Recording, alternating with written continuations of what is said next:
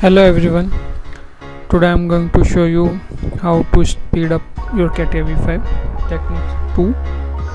So I am opening my CATIA.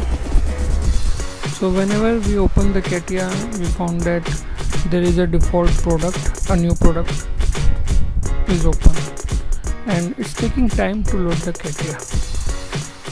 Okay, so this product is by default every time it's making.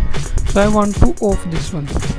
Okay, so before that I go to the settings again, open properties and then advanced settings, environment variables, and setting up the variable name.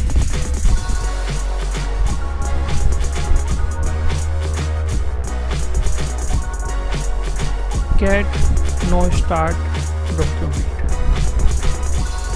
Okay, and the variable value will be guess. Means I am forcing the thing that you should not create any document.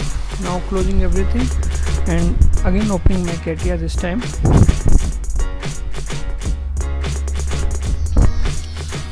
I will not found any product in the session.